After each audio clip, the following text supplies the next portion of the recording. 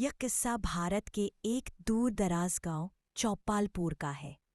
یہ گاؤں پہاڑوں کے دامن میں واقع تھا، جہاں شام کے بعد سناٹا چھا جاتا تھا اور لوگ سورج ڈھلتے ہی اپنے گھروں میں بند ہو جاتے تھے۔ کہتے ہیں کئی سال پہلے گاؤں کی ایک عورت رام دوئی کو اس کے شوہر نے جلا دیا تھا کیونکہ وہ بانجھ تھی۔ بے قصور رام دوئی کی روح نے انصاف نہ ملنے پر بددعا دی اور اسی دن سے وہ گاؤں کی چڑیل کہلائی جانے لگی۔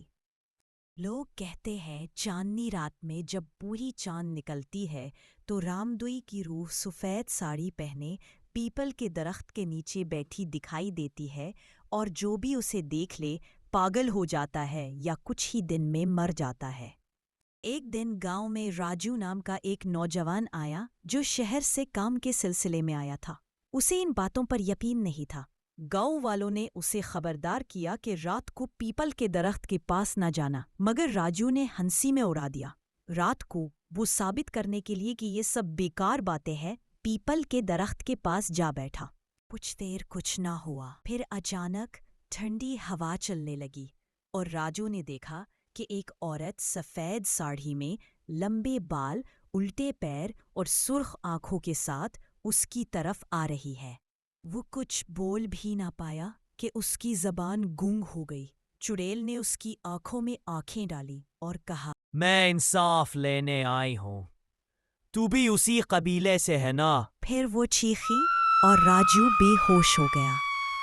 جب گاؤں والے صبح اٹھے تو راجو پیپل کے درخت کے نیچے بے ہوش پڑا تھا۔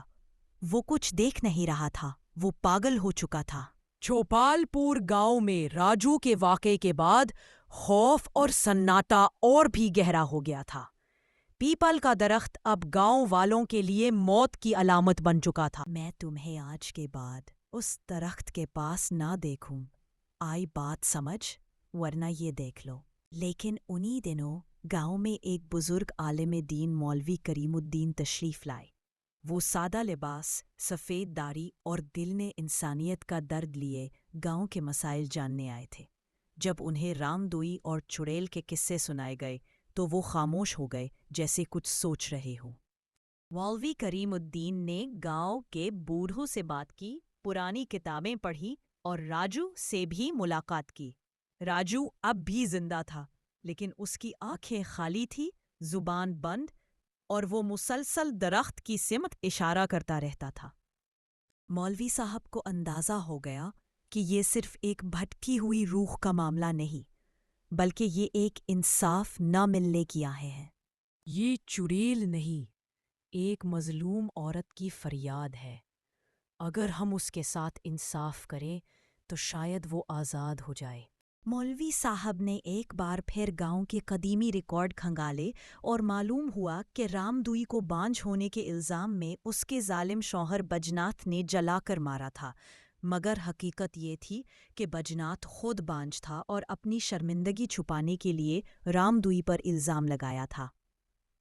مولوی صاحب نے یہ سچ گاؤں کے لوگوں کے سامنے رکھا۔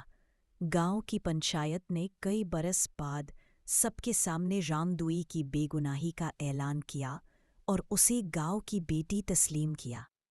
اس کی ایک یادگار پیپل کے درخت کے نیچے بنائی گئی۔ کہتے ہیں اس کے بعد نہ کوئی چیخ سنی گئی، نہ کسی نے سفید ساڑھی والی عورت کو دیکھا۔ راجو نے آہستہ آہستہ بولنا شروع کیا اور 1 سال میں مکمل صحت یاب ہو گیا۔